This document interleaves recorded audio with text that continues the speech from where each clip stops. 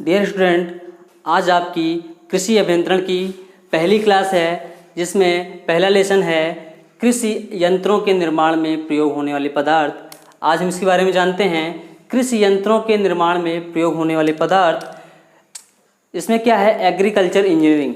Agriculture engineering क्या है? सबसे पहले जानेंगे। एग्रीकल्चर इंजीनियरिंग को हिंदी में कहते हैं कृषि अभियंत्रण। कृषि अभियंत्रण वो है जिसमें कृषि से रिलेटेड कोई भी औजार यूज किया जाता है। कोई भी औजार कृषि से रिलेटेड वो क्या है? हमारी कृषि इंजीनियरिंग के अंतर्गत आता है। जैसे हो गया हमारा फावड़ा, कुदाल, खुरपा, हसिया, गणास, कल्टीवेटर, लेबलर, हैरो, ये सारी चीज़ें, सारे इम्प्लीमेंट्स कृषि अभियंत्रण के अंतर्गत आते हैं। कृषि अभियंत्रण की डिफिनीशन हम देखते हैं। कृषि अभियंत्रण के नियमों का किसी भी क्षेत्र में उपयोग करना एग्रीकल्चर इंजीनियरिंग कहलाता है, कृषि अभियंत्रण के नियमों में। ठीक है, हम याद रखेंगे किसी भी मतलब का कृषि में जो भी हम इम्प्लीमेंट्स यूज करेंगे वो कृषि अभियंत्रण के अंतर्गत आएगा। या अथवा दूसरी डिफिनीशन है कृषि अभियंत्रण कृषि की वह शाखा है। कृषि अभियंत्रण कृषि की वह शाखा है जिसके अंतर्गत कृषि में प्रयोग होने वाले विभिन्न प्रकार के कृषि यंत्रों के रख रखाव, उपयोग, उचित देखभाल का अध्ययन करते हैं। फिर से जानेंगे क्या है? कृषि अभियंत्रण की वह शाखा है जिसके अंतर्गत कृषि में प्रयुक्त होने वाले विभिन्न प्रकार के कृषि यंत्रों के रख रखाव, उचित देखभाल, उपयोग आदि का अध्ययन किया जाता है। अब नेक्स्ट है कृषि यंत्रों के निर्माण में प्रयोग होने वाले पदार्थों को दो भागों में बांटा गया है। कितने भागों में बांटा गया है? दो भागों में। नंबर 1 है धातु, नंबर 2 है अधातु। अब पहला पढ़ेंगे धातु। धातु यानी कि धातु भी दो भागों में बांटा गया है। पहला है लौह धातुएं, दूसरा है अलौह धातुएं, यानी फेरस, नॉन फेरस। ठीक, सॉरी, लौह धातुएं और अलौह धातुएं। लौह धातुएं क्या हैं? जिसमें लोहा पाया जाता है। क्या है? लौह धातुएं वे हैं जिसमें लोहा पाया जाता है। अलौह धातुएं वे हैं जिसमें लोहा नहीं पाया जाता है, यानी कि इसमें लोहा पाया ही नहीं जाता। और अलौह धातुएं जिसमें लोहा पाया जाता है। सिंपल है। अब लौह धातुएं 4 भागों में बांटा गया है। वो कौन कौन से हैं देखते हैं।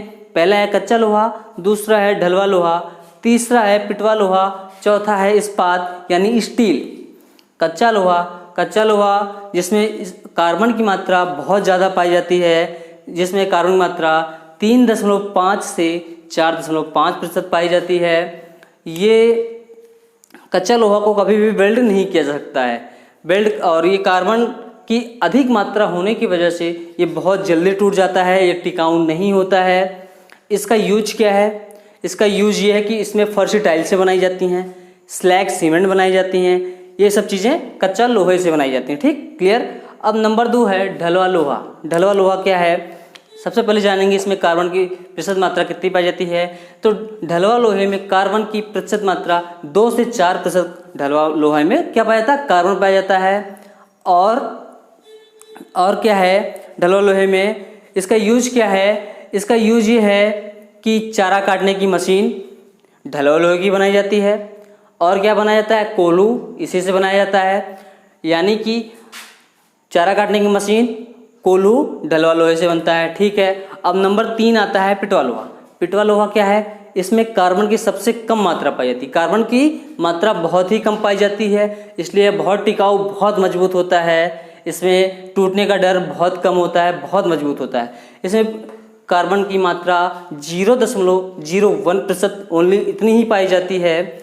और पिटवा लोहे से नट बोल्ट हम बनाते हैं, जंजीर इत्यादि पिटवा लोहे से ही बनाया जाता है, इसीलिए वो बहुत मजबूत होती है और मजबूत चाहिए भी होती है। अगर हम कच्चा लोहे की जंजीर बना देंगे और हम अपने बछड़े को उस जंजीर में बांध देंगे और वो एक ही बार में झटका मारेगी और कार्बन की मात्रा बहुत अधिक होती है क्योंकि, तो तुरंत टूट जाएगी, तो हमें बहुत नुकसान होगा। इसलिए हम पिटवा लोहे की जंजीर लाएंगे। पिटवा लोहे की जंजीर मतलब पिटवा लोहे से ही जंजीर बनाई ही जाती है। ऐसा नहीं कि हम कच्चा लोहा से ले आएंगे, कभी नहीं। कभी आप देखेंगे तो अगर किसी भी लोहे को अगर खूब पीट रहे हैं और बहुत आसानी से टूट जाता है तो सब कहते हैं ना कच्चा लोहा है ये, मतलब अच्छा नहीं है ये। नंबर 4 आता है इस्पात। इस्पात यानी स्टील, इसको इंग्लिश में क्या बोलते हैं? स्टील। अब स्टील क्या है? ये पहली बात तो जान ले, ढलवा लोहा और पिटवा लोहे के बीच का लोहा है, ठीक है। इसमें कार्बन की मात्रा कितनी पाई जाती है? तो इसमें कार्बन मात्रा 0.3 से 0.6% पाई जाती है। ये बहुत कड़ा होता है, ठीक है। इतना क्लियर हुआ। अब आता है अलौह धातुएं। अलौह धातुएं जैसा कि मैंने आपको बताया, अलौह धातुएं वे हैं जिसमें लोहा नहीं पाया जाता है। अब ये 6 भागों में बांटा गया है: एल्यूमिनियम, तांबा, सीसा, रंगा या टिन, जस्ता, पीतल। अब एल्यूमिनियम क्या है? सब आपको पता है एल्यूमिनियम क्या है। एल्यूमिनियम, पहली बात तो ये जानेंगे, एल्यूमिनियम बहुत हल्का एवं सस्ता होता है, बहुत हल्का एवं सस्ता होता है। एल्यूमिनियम में कभी भी जंग नहीं लगता है। क्या नहीं लगता? जंग एल्यूमिनियम में कभी नहीं लगता है। एल्यूमिनियम से क्या बनाया जाता है? एल्यूमिनियम का ज़्यादातर हम तार बनाते हैं, क्योंकि देखिए मार्केट में 2 तरह के तार आते हैं, एक तांबा, एक कौन सा? एल्यूमिनियम। एल्यूमिनियम का तार सस्ता होता है और हल्का होता है और चमकदार होता है, शाइन बहुत होती है, लेकिन बहुत टिकाऊ नहीं होता है, सीधी बात है। और दूसरा है तांबा। तांबा में क्या है?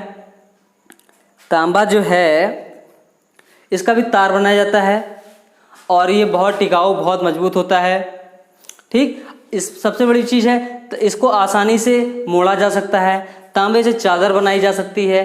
ये तांबा हो गया। अब सीसा है, सीसा है। और चौथा है रांगा या टिन। रांगा टिन क्या है? आपने सुना है रांगा? क्या है रांगा? बताएंगे? तो हम बताते हैं रांगा आपको। यह मुलायम धातु है, इससे मुख्य रूप से सोल्डर बनाया जाता है। सोल्डर कौन सा? जिससे हम वेल्ड करते हैं किसी भी, जैसे इलेक्ट्रॉनिक की दुकान पे देखेंगे, एक इलेक्ट्रीशियन जो है रांगा या टिन रखा होता है, बहुत मशीन होती है, उसे गर्म करके और किसी चीज़ को टाका या जोड़ना होता है तो उसी से आसानी से किया जाता है। अब है जस्ता। जस्ता क्या है? जस्ता बताएं। जस्ता सपाट व नालीदार चादरों पे जो पॉलिश की जाती है वह जस्ते से ही की जाती है। लास्ट आता है पीतल। पीतल, इसमें जो है 60 से 90% तांबे की मात्रा होती है, ठीक है। पीतल में 60 से 90% पहली बात तो तांबे की मात्रा होती है। और इसका यूज क्या है? इससे रेडिएटर पाइप और क्या बनाया जाता है? रेडिएटर पाइप और क्या बनाया जाता है? रेडिएटर पाइप हो गया और वेल्डिंग रॉड बनाया जाता है। हाँ, पीतल में सबसे ज़्यादा जानेंगे पहले क्या है? पीतल में 60 से 90% तांबा पाया जाता है और इससे, इसका यूज क्या है? इससे रेडिएटर पाइप बनाई जाती है और वेल्डिंग रॉड बनाया जाता है, ठीक। धन्यवाद। आज हम यहीं तक रहेंगे, इसके बाद नेक्स्ट इसके आगे से मिलते हैं। Thank you class.